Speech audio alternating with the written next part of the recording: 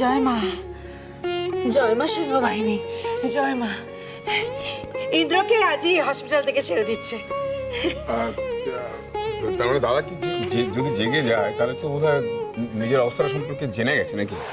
না না, এখনো ঘুমিয়ে আছে। কিন্তু মা, মা ঘুম ভাঙলেই তো ও জেনে যাবে মা। তখন কি হবে? ও তো সহ্য করতে পারবে না যে ওর পা অসাড় হয়ে গেছে, আর কাজ করবে না। ছোট ঠাকুরপো একা সামলাতে পারবে তো? আমি একবার যাই না মা। খুব একটা লাভ হবে বলে তো মনে হয় না আর কি। মানে তুমি গেলে কি খুব সুবিধা হবে? না না, সবাই মিলেই চেষ্টাটা করতে হবে। একদিন না একদিন সবাইকেই তো সত্যের মুখোমুখি দাঁড়াতেই হবে, তাই না? সত্যের মুখোমুখি দাঁড়াবার সৎ সাহস আপনার আছে রানীমা?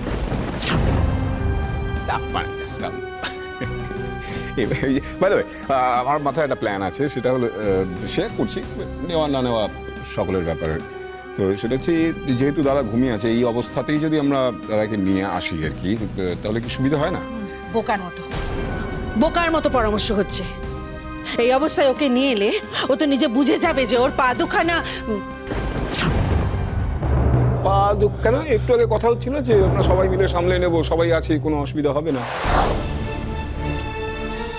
তুমি দেখছি আজকাল তোমার দাদাকে নিয়ে খুব বেশি ভাবনা চিন্তা করছো। এর মধ্যেও কোনো খারাপ মতলব খুঁজছো? দায়িত্ব দিলাম, যাও ওয়াও, রুদ্রকে ফোন করো, যাও। দায়িত্ব পেয়েছি। আমাকে আচ্ছা কি হলো বলো তো তোমার? আমি মাথায় আসছে না, কোনো আইডিয়া, মানে বুঝতেই পারছি না যে কি হচ্ছে। কেন? ওখানে তো তোমার ভালো ছেলে রয়েছে, ওকে তো একটা ফোন করে দিলে পরে টুক করে নিয়ে চলে গেছে। আচ্ছা তুমি কেন এইভাবে কথা বলছো? এভাবে কথা বলি আমি, তাই? আমি একবার যাব। না না না, তুই একদম ইন্দ্রর সামনেই থাকবি না, একদম না। কেন রাজিমা? লগ্না কেন বাবার কাছে যাবে না? বড্ড প্রশ্ন করিস তুই সূর্য। দেখছিস তো বাবাকে নিয়ে আমরা সবাই ব্যস্ত আছি। মেজো বৌমা, তুমি এক কাজ করো, তুমি লগ্নাকে নিয়ে যাও এখান থেকে। আপাতত ওকে আমার ঘরে রাখো, যাও। হ্যাঁ মা, হ্যাঁ। লগ্না আয় আমার সঙ্গে।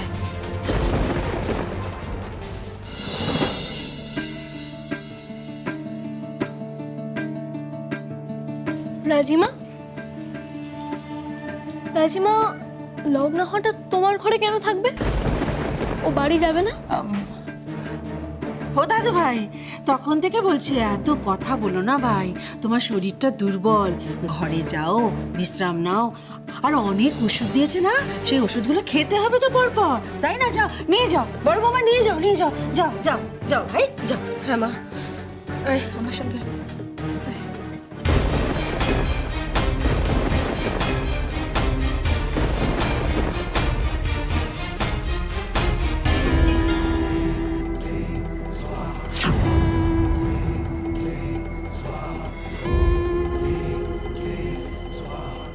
কখন উঠবে চাঁদ? সূর্য আকাশে থাকতে থাকতেই তো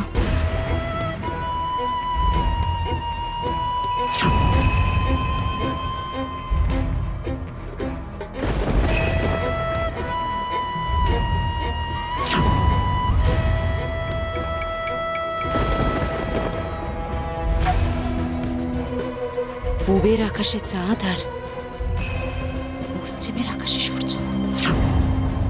বাহ, আকাশে একসঙ্গে চাঁদ সূর্য থাকাকালীনই আমাকে জপ করতে হবে। মা ছিন্ন মস্তার 108 নাম জপ আমায় শেষ করতে হবে।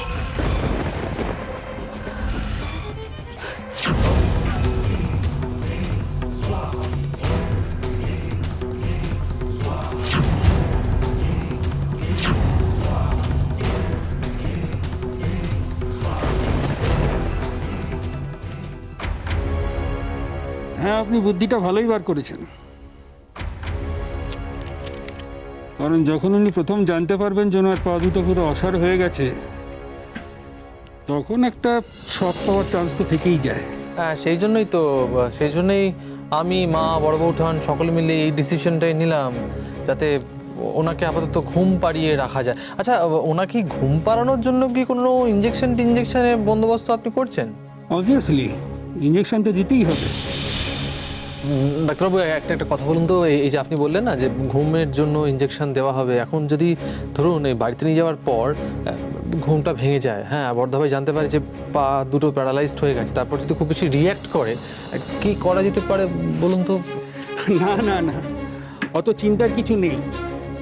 সঙ্গে একজন ট্রেন নার্স তো থাকছেনই, দরকার পড়লে আবার একটা ইঞ্জেকশন ইনজেক্ট করে ঘুম পাড়িয়ে দেবেন। ইয়ে মানে হ্যাঁ হ্যাঁ, তাহলে তো খুব ভালো ইঞ্জেকশন ঘুম পাড়ি। আচ্ছা, আপনি ইঞ্জেকশনটা দিয়ে দিচ্ছেন তো? মানে আপনি দিয়ে দিচ্ছেন, মানে আমি তাহলে নিয়ে যেতে পারি? প্রেসক্রিপশনটা আমি করে দেবো, আপনি কিনে নেবেন। আপনি প্রেসক্রিপশনে তো লিখে, ঠিক আছে, তাহলে তো আর কোনো সমস্যাই রইল না।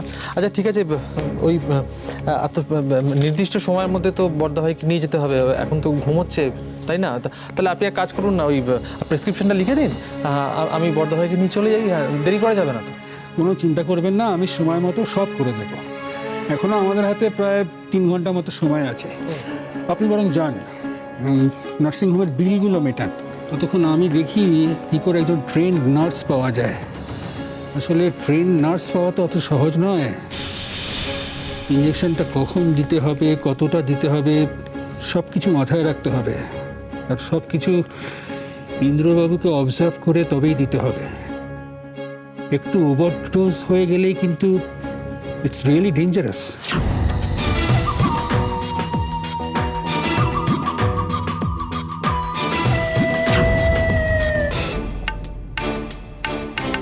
বলুন।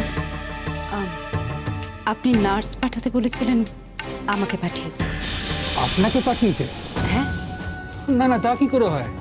আমি তো এইমাত্র ফোন করলাম, দাসবাবু তো বললেন যে একটু সময় লাগবে পাঠাতে, আর আপনি বলছেন না আপনাকে পাঠিয়েছে। আচ্ছা, আপনি কে বলুন তো?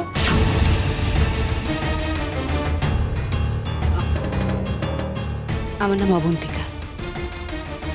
আপনার কাছে আমার অনুরোধ, আপনি প্লিজ আমাকে কাজটা দিন। আসলে ডাক্তারবাবু, মানে আমার স্বামীকে আসলে আমায় উদ্ধার করতে হবে। এই কাজটা না হলে সেই কাজটা আমি করতে পারবো না। স্বামীকে উদ্ধার করতে হবে?